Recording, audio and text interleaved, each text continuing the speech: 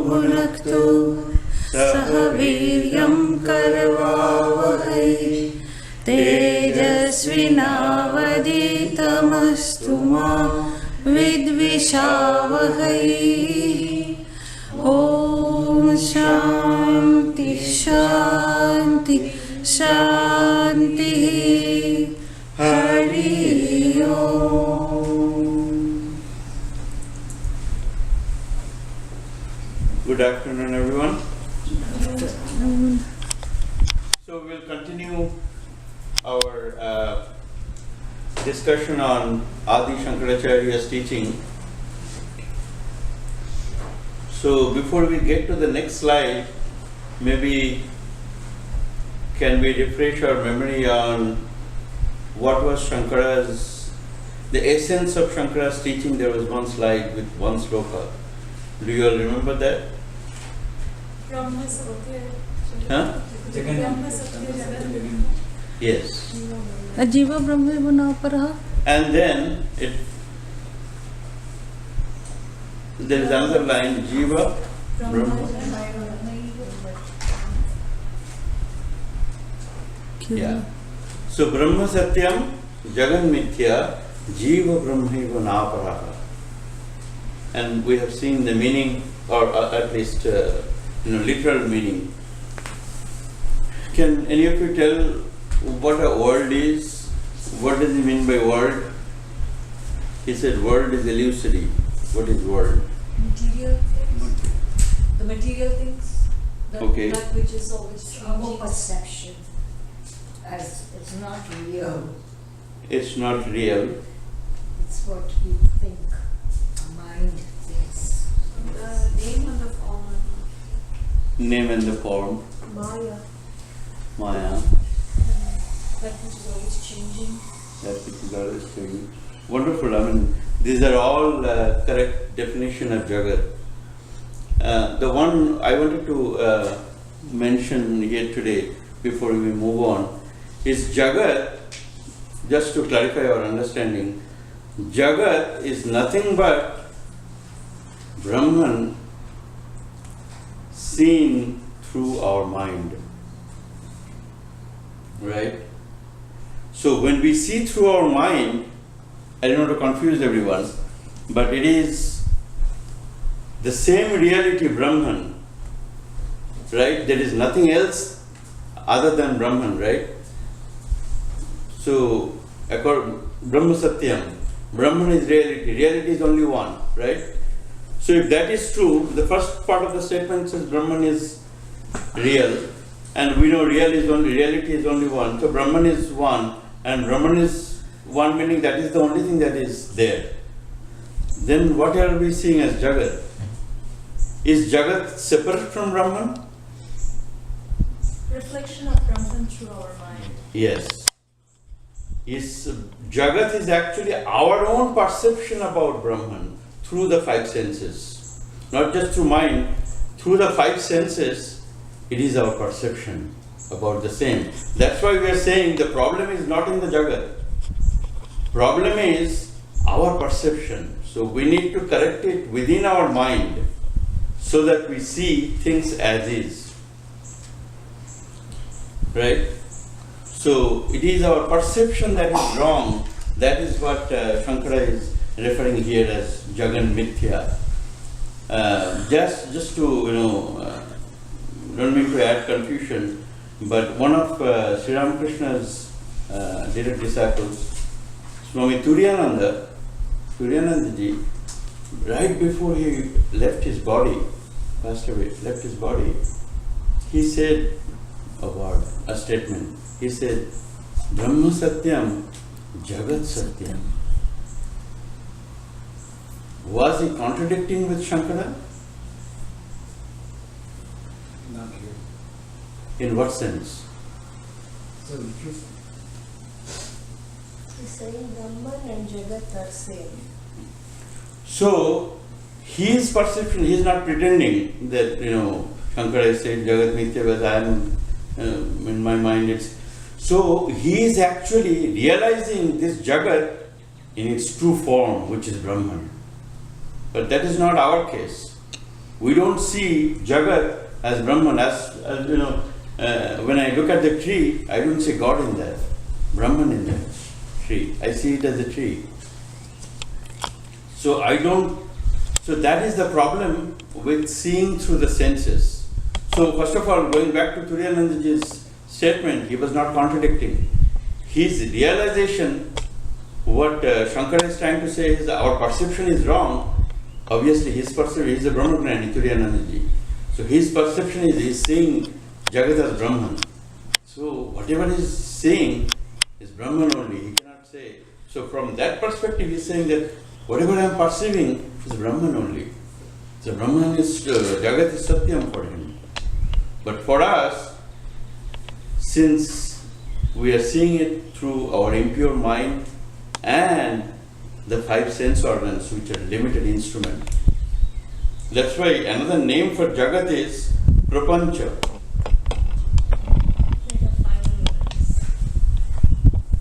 That is also true, but also it is something that we perceive through the five senses. Through the five senses, whatever we are perceiving is known as Jagat. And obviously, since the instruments are limited, whatever we perceive is also limited. So that's why they are telling us in the spiritual practice, we always have to go inward. Don't depend on the sense perceptions, because it will give you a partial view. It will give you a very incomplete partial view, and you will be delusioned and distracted from what it is really. So we have to keep those in mind, especially if we try to analyze these words and against this, Turiyanandaji's statement, then we will try to have a better understanding of what is Brahman here, what is Jagat here. And that's why in the second statement, Shankara is saying, Jiva Brahmaiva Naparaha. Individual self and Brahman are one. How can that be true if individual self we are seeing as, according to the first statement, if it is illusory, how can that be? So if once we have the right perception, our own individual being, the Jiva, we will know that that is no different from Brahman. No different from Brahman. So with that, we were talking about Viveka, and there also we did mention that some of the I changed the slides a little bit.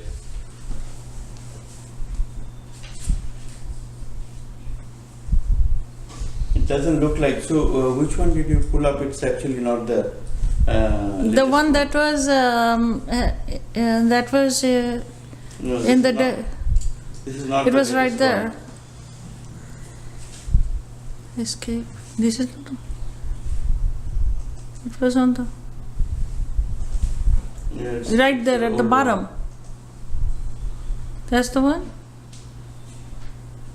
That's the only one I saw. I didn't see anything else. Oh, it's at the here on the left hand side. Left hand side. Up, opore chalo, opore, right there. Is that the one? Yeah. Then delete this one. Okay, I'll delete it later on.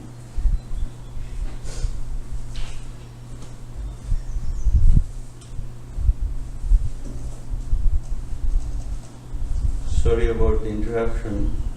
Right there. That's the one. No? Viveka, this one.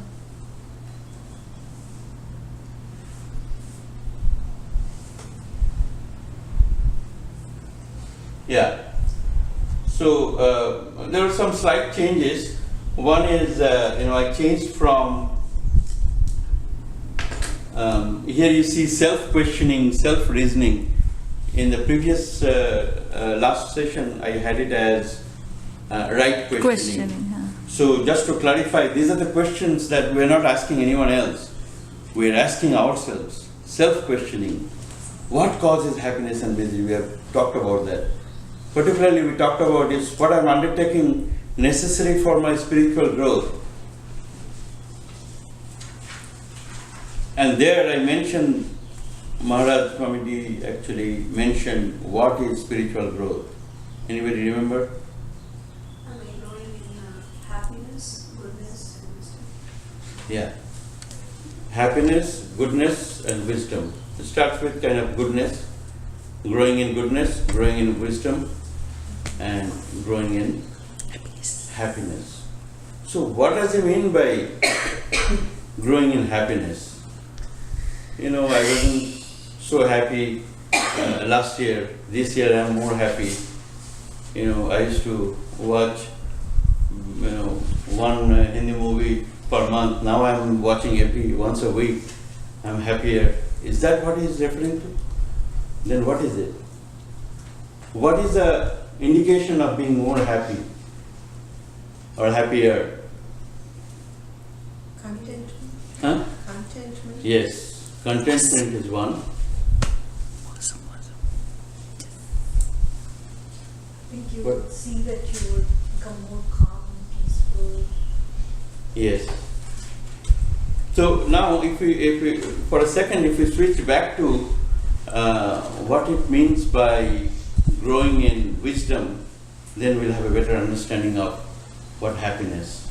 They're one and the same thing, looking at it from different aspects. What is growing in wisdom? It's not like I could memorize one verse from Gita. Now I can remember 10 verses. I have become more wise. No, that is not what it is. It is ultimately in spirituality, it's the relationship, understanding our true nature, individual being, Jagat, and Ishvara. These three things, Jiva, Ishvara, and Jagat.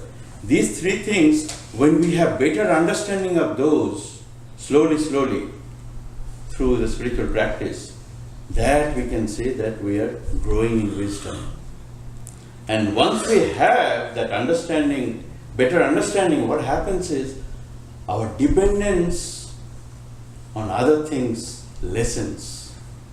We will depend more and more on God. Once we understand the true nature of God, once we understand the true nature of ourselves, individual self,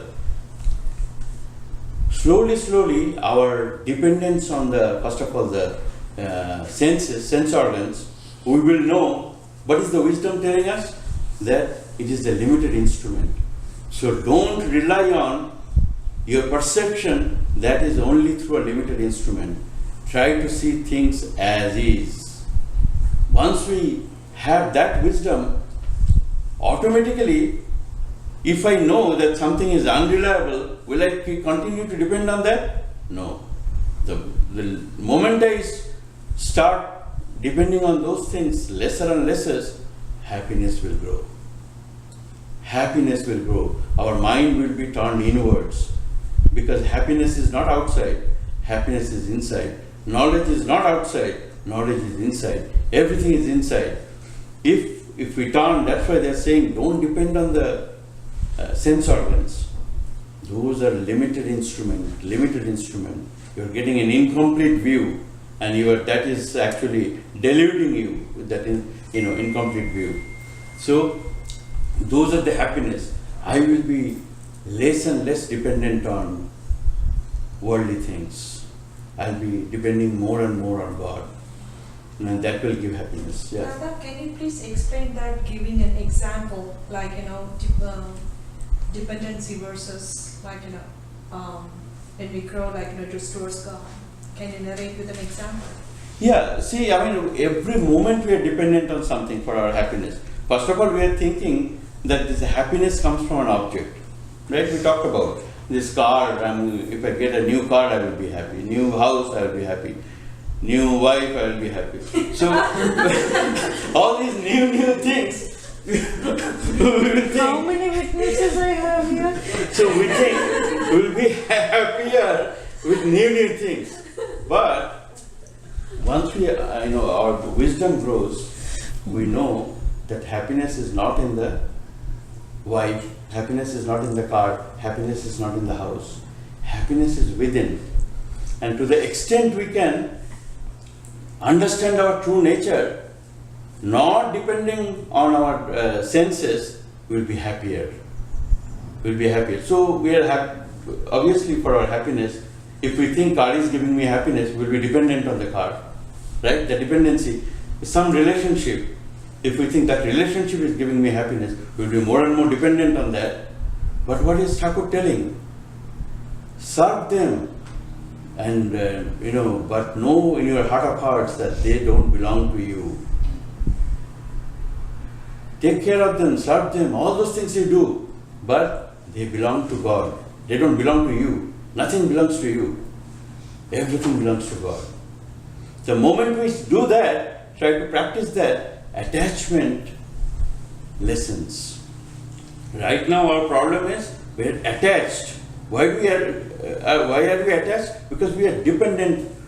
For our happiness, we are dependent on an object or dependent on some relationship or something. The dependency will go away, or the attachment will go away only when we start depending on God and know for sure that God is not only source, He is the source of everything, and anything and everything that we perceive, any object or any relationship, anything. God is the real source of that. And not only real source, we'll slowly will come to know that God is the only thing that exists. Nothing else exists. But that will come later. Until that, so the idea is not to focus on the object for your happiness. Focus on God for happiness. The more and more all this spiritual practice, sadhana and meditation and puja and whatever you can think of part of the spiritual practice is all focusing our attention towards God, directing our attention towards God, directing our love towards God. Everything, whatever emotions we have, directing it towards God. And how does that help? It is like, when you water a plant, you don't water every single branch and every single leaf. Not necessarily you have to do that. If you water the root, all the branches and leaves and everything will get water from that. So if we focus on God, what will happen is everything will be sustained by that. And ultimately we'll come to know that that is the only thing that exists, God. And what we are calling is world, object, this, that, relationship, is all part of that God only. It's part of that God. But without connecting God, what happens is we get attached to a particular object. India-Pakistan match is going on. If I am an Indian fan, what am I looking at? What am I expecting? All my expectations and my energy and time and all those things is focused on India winning the game. As if we are a great patriotic person that we can give up our life for India. Nothing like that. But the whole attachment is because somewhere in our mind that we belong to India, that idea. Instead of that, if we say we belong to God, God belongs to me, and I belong to God. If I have that kind of idea, then it's a different situation. Then we will enjoy. Doesn't matter whether Pakistan is winning or India is winning. We'll enjoy equally. Right? Because where does Pakistan come from? God only. Right? That is Vedanta concept. If we are a student of Vedanta and still treat it that way, think that I belong to India and let by all possibility Pakistan should lose, then we should not call ourselves a student of Vedanta. We're far from that. So that's the idea. Slowly, our focus should be on God, so that through that light, the light of God, everything we will see. Not when we look at an object, immediately it should remind us, what is God's role in this? I mentioned some time back that Swami Vivekananda, once he was traveling through overnight, in a ship or a steamer or something. And what happens was, all of a sudden he saw it was dark, pitch dark, and in the night the moonlight was falling, and it created a beautiful scenery. And he was, he started enjoying it. What a beauty of the nature. Immediately he said, next moment he said, if this is Maya, then imagine the creator of Maya. This connection we have to make immediately. This is whatever I am looking at, what is the source of that? So he is always doing that. He is teaching us through this example that how things should be looked at. Immediately we should connect to God. That's why, from Prabhupada used to tell us all the time, in and through everything, connect to God. Connect to God, in and through everything that we are doing. Whether I'm cooking or playing soccer or cleaning house, what is the connection with God? What is the connection? That we should always, and that is in essence what Viveka is asking us to do. The discrimination, the first thing, or somewhere it says, in the self-reasoning understanding, world of objects can give us this pleasure, success, name, fame, all those things we can get. But we cannot get from the world of objects is the permanent happiness. It can only come from God or Brahman. Right? So that is what Viveka, discrimination, is giving. Focus on that is something that is permanent. And there is only thing that is permanent, which is God. So slowly we should remove our focus from the objects, the way we perceive it. If you can connect to God, you are welcome to do that. Slowly we should see the God in that, right? So, and then self-resolve also we talked about that I have to have this resolution, firm resolve in mind. Here, am I in the way? Can all of you see, please? Okay.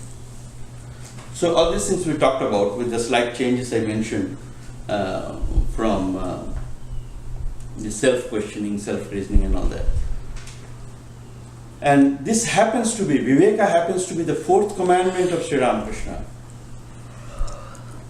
And the fourth commandment being, I'm not going to go through that all 5 commandments right now, but the fourth commandment is practice discrimination. So this Viveka or discrimination is not just Shankara is talking about. Thakur's, one of the 5 commandments is practice discrimination. And in another place, Sri Ramakrishna said, lust and greed is impermanent. God alone is eternal. Why lust and greed is impermanent? First of all, lust and greed happens only we are selfish, first of all. So we are completely disconnected the entire world from us and looking at us only. Me and my only close things, related people.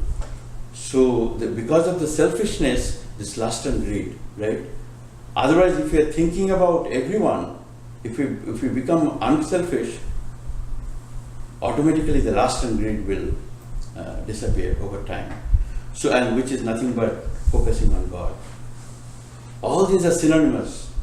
Love, real love, unselfishness, and focus on God. These are all synonymous things. And once that happens, slowly we'll become less lustful and less greedy and all that. So lust and greed is impermanent. God alone is eternal, Sri Ramakrishna is telling. With that, we'll move on to the next step of Sadhana Chatushtaya, which is Vairagya. What does Vairagya mean? A strange definition, giving up the lower for the higher. You remember that story that there was one person walking on the street and he noticed that a holy person coming from the other side of the street. And he had respect for the holy people. So he immediately, as soon as he came closer, the holy person, he just fell flat, prostrated in front of that holy person. And then holy person said, hey, what are you doing? And I said, no. I have tremendous respect for your vairagya, renunciation. He said, is that so? Why do you think so? Well, no, I mean, you have, look at your, you are wearing ochre cloth and you have left your household and everything and you have given up everything. And he said, think about it. Who is whose renunciation is greater? What I have done is I have, world, what is there in the world, some objects and everything. I have given up that for God. And what you have done, you have given up God, which is the whole thing, is the great thing, greatest thing in the world, and that you have given up and taken up the world. So whose renunciation is greater? I should prostrate. Immediately he felt prostrated in front of that person. But with that, he was trying to teach us what is really the renunciation. He is telling that I have given up this world which is nothing. In that statement itself he has taught that world is nothing to him. Then only he can focus on God. So that is giving up something lower for something higher. For example, we have talked about, or we have read about or heard about the 4 yogas, right? Karma yoga, bhakti yoga, raja yoga, jnana yoga. A karmi, what does he? Karma yogi or karmi, what does he give up? Giving up the fruit of action to get the highest fruit, if you say it that way. So to get the highest is giving up the fruit of action. What does a devotee do? Bhakta, what does he do? What does he give up? He's giving up the small love to this object, this relation, that relation. He's trying to give up that for the love of God. Giving up lower for the higher. What is the yogi doing? He is, through the yogic practice, is gaining all the powers. What Patanjali Yoga talks about. He's gaining all those powers, but he is giving up those powers for the ultimate reality. Because all these powers belongs to what? Belongs to Prakriti, nature. Slowly understand it doesn't belong to Prakriti.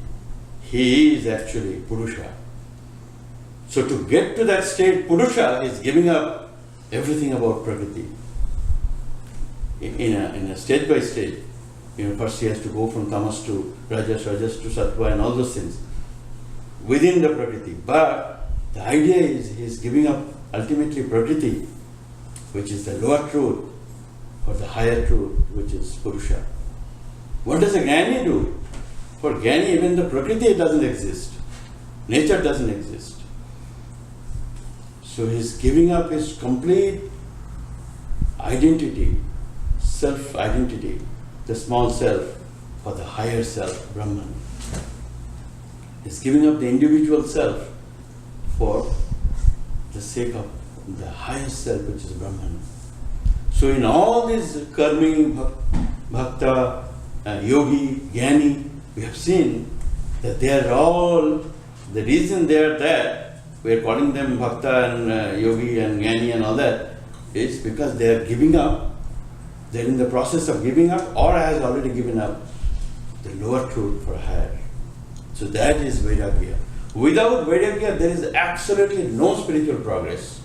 It's impossible to have any spiritual progress without Vairagya, for sure. And it's said by all the teachers, all the saints and sages. So, if we look at it from different angle, Vairagya means turning towards God or Brahman. The same thing so basically what we said that through the discrimination, what we said that this is right, this is wrong. Moving, actually getting to do, moving or focusing the right direction is Vairagya. So whatever resolution, firm resolve we took that I will do this, actually doing those. So in a way, Vairagya is the effect of Viveka. Vairagya is the effect of viveka.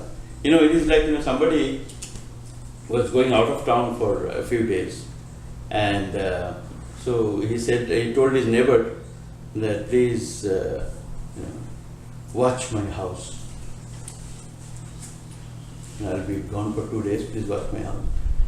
And when the person came back from out of town, he saw his whole house, as soon as he opened it, all ransacked, and things are all around the place, scattered and everything. Looks like there was some robber came in and all that. Then he knocked his neighbor's door. He said, hey, what happened to my house? They said, I asked you to watch it. Did you watch? Yeah, I watched.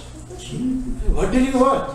Yeah, I was watching your house. The robber came, he robbed, and you asked me to watch, right? So I watched everything. I can tell you vividly what happened.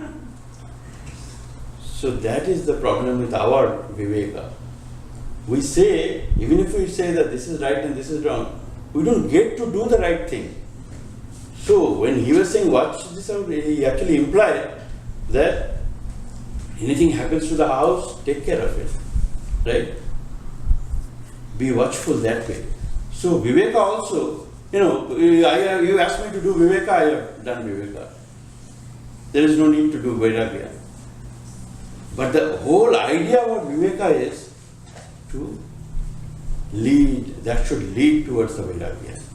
If that doesn't do, then something is wrong with our viveka. We have not successfully done our viveka part, because that should lead us to vairagya. That should be the result. So turning away from the sense objects and pleasure, relying on God, not on the world. So we have already talked about this in the viveka, but actually doing it is the renunciation or vairagya. Becoming truthful and unselfish. Sarada ji the other day, she was asking, an example of truthfulness. Generally we understand, what it means, but one of the common mistakes, after the class, I was thinking about it. One of the common mistakes we do in terms of fulfilling or being truthful is we say to people things that we don't follow up. They say, let's say, and simple things, and we may not. The problem is we don't consider that as being untruthful. For example, if Saradaji asks me, can you come to my house on Friday? If I say, without even thinking anything, I may actually have some other engagement. I say, yes, I will come. And then I realized that, on Friday, that I have committed for some other work, right? Or I am supposed to be out of town that day. So in a hurry, I have gone out, and without telling her. That will be a lie, according to Sri Ramakrishna. That will be a lie. That will be being untruthful. Most of the things, I have a valid reason not to go. It's not a big thing. If you can come, that will be good. Yes, I will go. If I say that, if I don't go, there won't be nothing, the whole world is not going to fall apart. That's not the issue. But I have said that I will go. Instead, if I had said, Mother willing, I will come. Or, Thakur willing or Mother willing, I will come. Meaning, I want to come, but the things are not in my control. I have the interest, I have the willingness to do that, but it may not happen. If Mother wills, I want to go and settle in Benares. If I say that, that will be a lie. Mother willing, because it doesn't matter how much an effort I put in. If Mother willing part is not there, really, if Mother doesn't will, that is not going to happen. Even a simple thing is not going to happen. Going to somebody's house is not going to happen. So, oftentimes we become untruthful in that sense. And this is a very common practice I have seen among people, and we do that all the time, telling, okay, I will do that. and didn't do. So that will be considered as a lie. So we have to be very careful when we are giving words to other people. That's one type of lie or different. So being truthful and unselfish, giving up inner desire for the worldly fruits. So hankering after worldly fruits, you have to slowly give up, because that will not give us the spirituality that or spiritual growth that we are looking for, right? So what happened? One funny thing. One Swami Dayapanand was here right after we bought this TV, right? And Maharaj came here for a retreat, and I was telling Maharaj that for some reason the context came up with from Chaitanya. So I told Maharaj that Maharaj, in one of his lectures, Chaitanya said that television and God vision do not go together. And Maharaj immediately said, so after hearing that, the very first thing you did is buying a huge TV.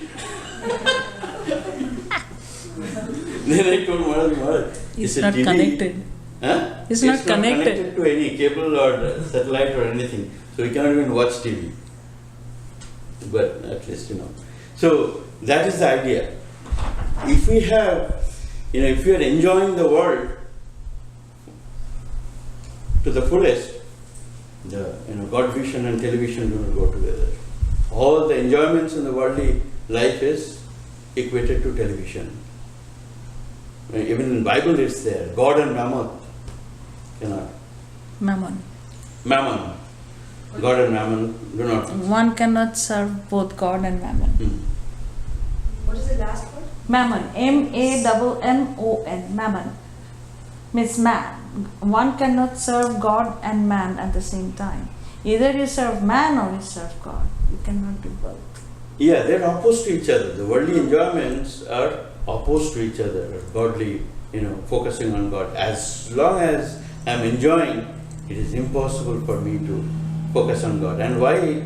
The reason is, while we are enjoying, are we thinking about God all the time? What are we thinking? That itself says that we have no connection with God at that point. And that's the reason those two cannot go together. Another question. When we say don't serve God or Mammon at the same time, but it is just the attitude, right? If you're serving Mammon with the attitude that they are God, will that be okay? Yeah, absolutely. As long as the problem is, when we look at objects, we don't see any connection with God. We have been talking about many times that when I am looking at the tree, am I really thinking about God? No, right? When I'm talking to you, I'm talking to Lakshmi, is what I'm thinking, right?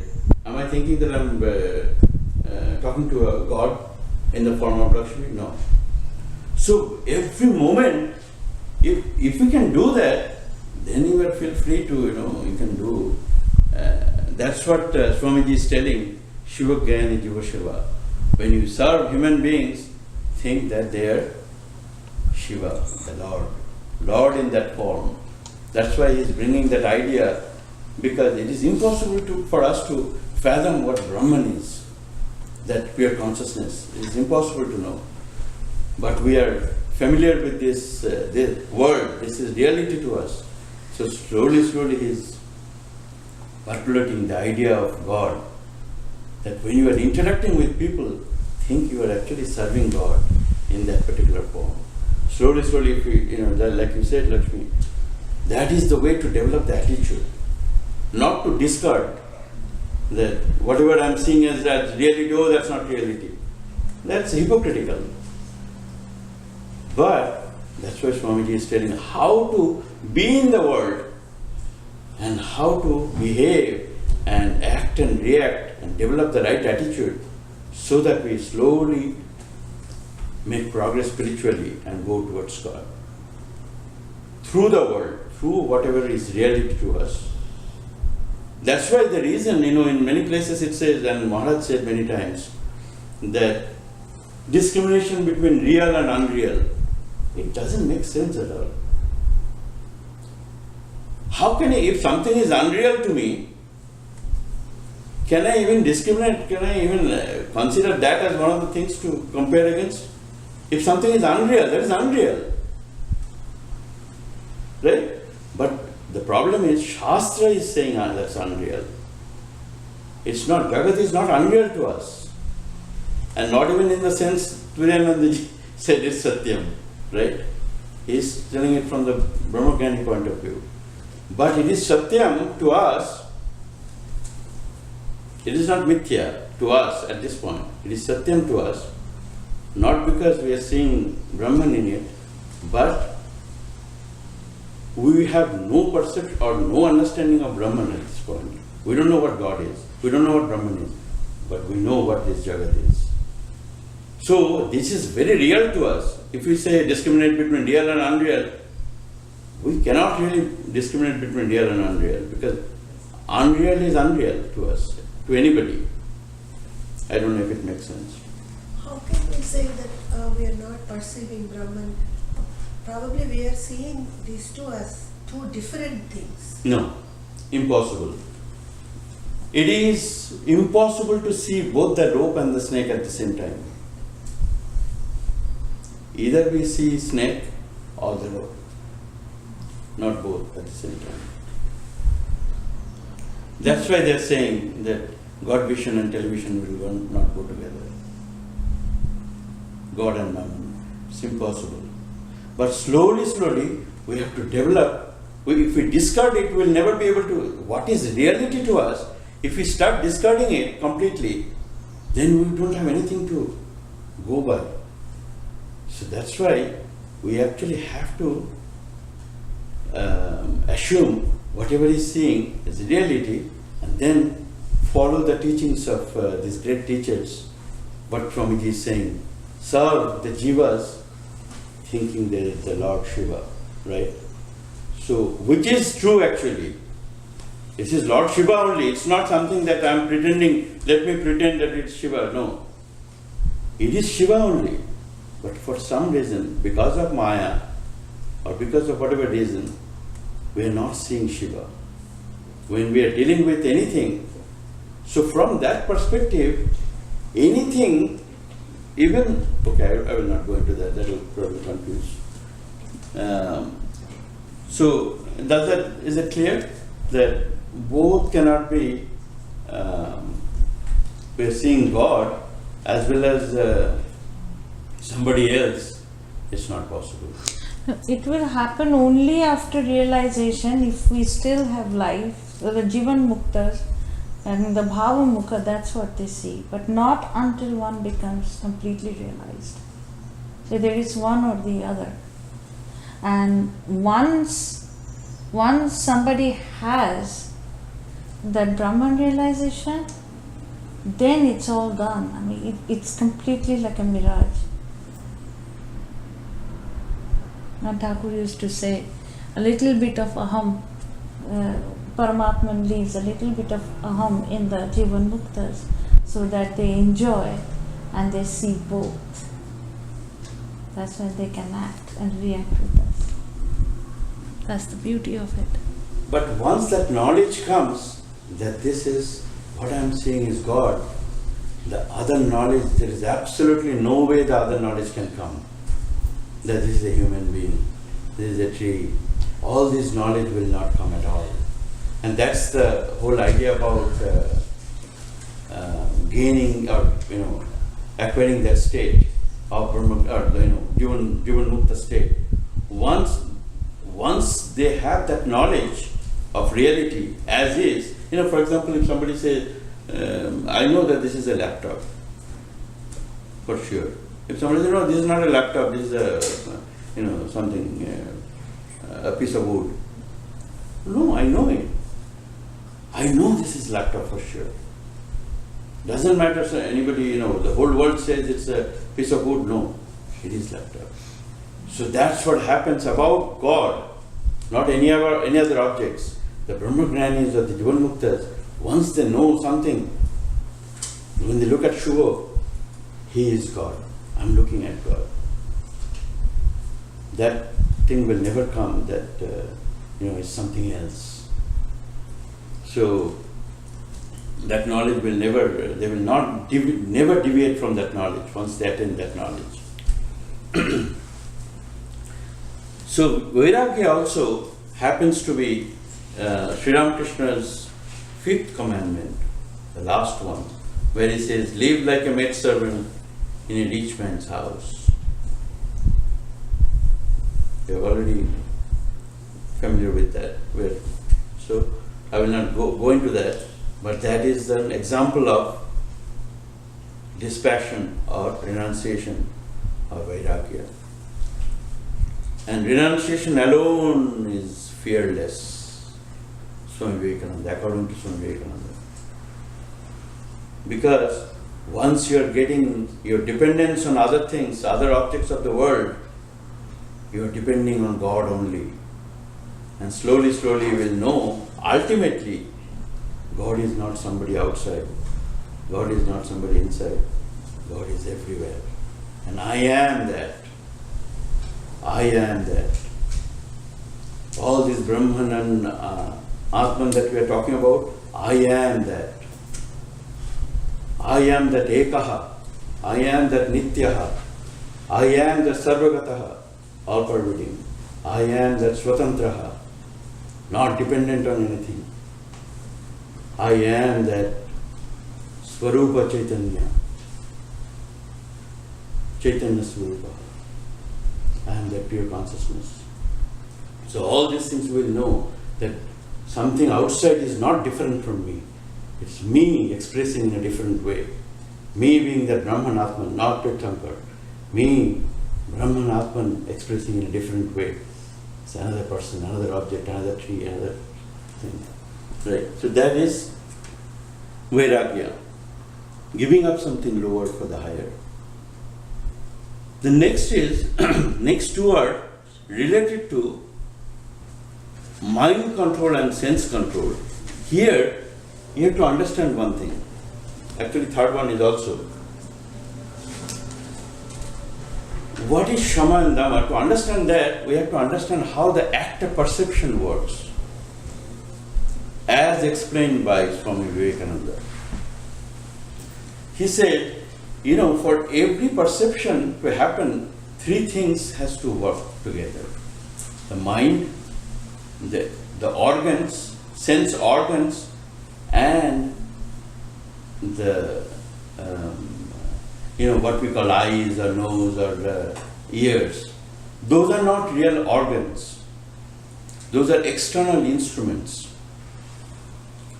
Whenever they say the organ, sense organ, I have already mentioned long time back also through these slides, that those organs are actually the nerve centers in the brain that are associated with eyes, ears, nose, and touch and all those things. So, what are eyes? Eyes are actually external instrument. Behind that, the sense organs, the nerve centers in the brain, and behind that is the mind. So, all three things have to be combined to get a perception.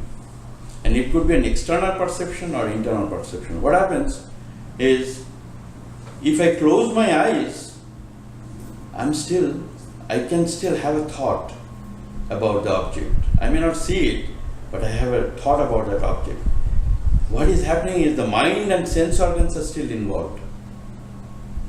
But the external instrument, eyes, are not involved there. So, from that perspective, and the way mind perceives it, mind goes out, externalizes itself through the sense organs and the instrument, external instrument, eyes, ears, all this, and grabs an object and envelops that object. So mind becomes that object at that point. That's how the perception works. So when they say Shama, mind control, it actually means not allowing the mind to externalize. The way mind externalizes through the sense organs, through the external instrument, goes out to the sense objects, right? So, not allowing the mind to externalize, meaning,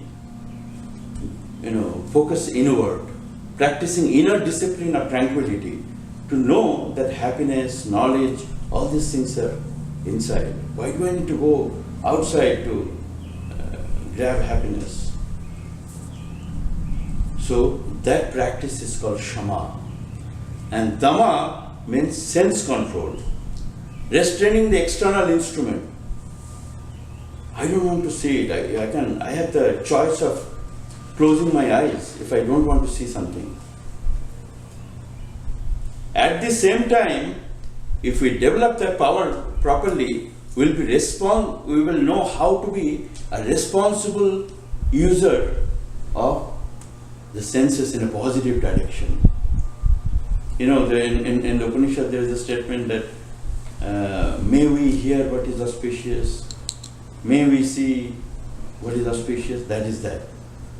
It's not that, so that we also talked about ahara, how Shankara defined ahara. Ahara is not something that we intake through the mouth.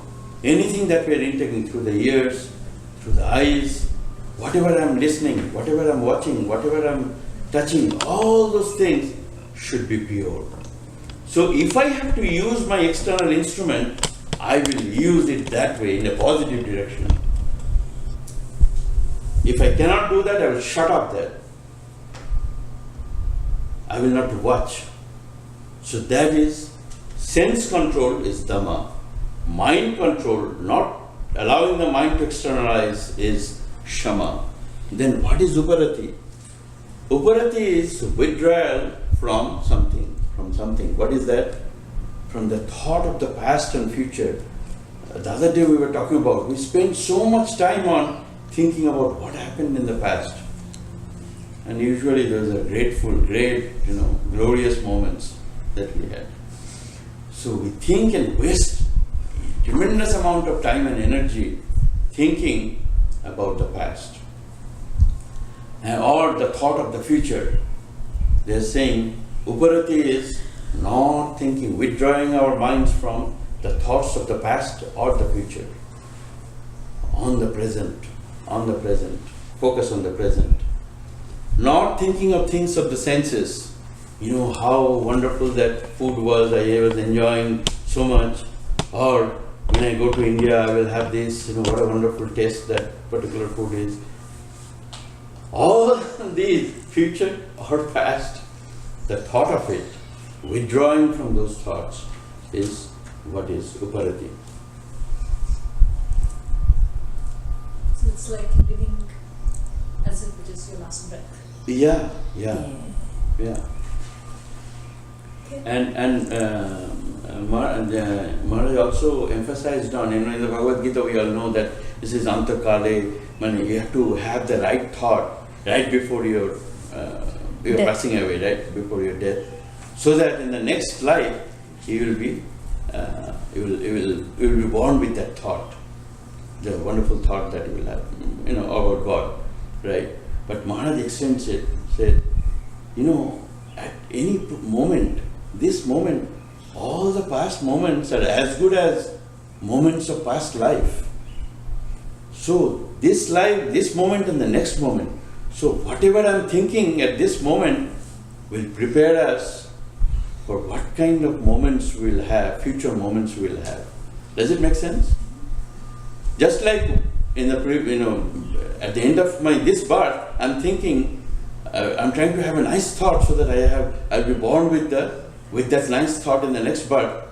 Next moment, if I think about something nice, this moment, the next moment I will be born as it were, with that nice thoughts. Meaning that thought will prevail. So all these past moments of this life can be thought of as past moments of any previous lives, for that matter. It's as good as previous lives. It's all gone. Not because I'm still living. This is not part of the previous parts. It's as good as part of the previous parts. So have nice thoughts at every moment, as if, like you said, Lakshmi, as if this is the last moment I will have. Remember we mentioned that in Devasa Swami in Belur Math, he had that habit that he used to have a diary, and he said, okay, I'm 60 years old, maybe I will live for another 10-15 years, let's say 15 years at the most, who knows, Thakur's wish. But like 15 years, 15 times 365, that many days, he put it on that one page of the diary, that many days are left. Next day morning, he opens another page, decrements 1 from the previous page, this is the number. This is the number of days I will be living. So in essence, what he is doing is he's reminding himself about his death. Death is approaching. Actually, in reality, it can happen anytime. But that is one way to remind us that death is approaching. So, whatever nice things that we have planned to do, let us do it now. Focus on the present, not focus on the past and future. Focus on the present. Live in the present. Banerjee, Yeah. Do you mind repeating the sense control part of it? yeah. So, Dhamma is restraining the external instruments. So we have these eyes, ears and all those things. Through that we are collecting information from outside. And we have the choice. If I close my eyes, if I don't want to see something or don't want to see some person, I can close my eyes. And that person disappears, right? At least for the time being. So we have some control over what we want to do. If I don't want to hear something, don't want to see something. So the focus is on the external instruments, the ear, the eyes and all that. So controlling that. Similarly, if I develop a proper attitude that I want to see something nice, I want to use my eyes to see something nice, I want to use my ear to hear something nice. Only when that is happening, I will be aware. And it's not very difficult for us to be unaware, right? That comes naturally to us. So, so many times it happens that somebody is standing and talking, said, later on he will say, that person will say, I was standing high and you didn't say anything. Oh, really? It's not that you didn't, in reality you didn't know that that person was standing there. You have completely shut off your eyes for that person, as far as that person is concerned. So somehow that happens, but willingly do that. I want to use my sense, the instruments in a proper way, in a positive way, so that will help me grow spiritually. Responsible use of senses in a positive direction. And if we cannot do that, restrain. Titiksha is... 10 minute আছে Yeah, and এটা go কি another 5 minutes. We will এটা করবে start কেন? it This is a late. very nice one. You would need more time on this one. This is a very nice one. Okay, we'll go through very quickly and then we'll start with this one again next time. Titiksha is forbearance. Forbearance of all miseries without any painful feeling or remorse. We may say that, okay, it doesn't bother me. But in the mind, let's say somebody told me something harsh. I may not, I may not be, very angry at the outset, or I may not be, telling him or something, him or her, something in return, or show my anger or something. But that is not happening. But in the mind, I have tremendous anger and malice and all those things for that person. And how dare he said that, he or she, right? But that is not titiksha. Titiksha is, even in the mind also, there won't be any remorse. Even in the mind, there won't be any remorse for that. Not only it will not hurt me externally, outwardly, and I will not be telling anything in return to that person, but also in my mind there won't be any remorse. And I still have, anger for that person, malice about that person. Even though I didn't. You also say that, but they don't mean it. So what he says that, I take it as is.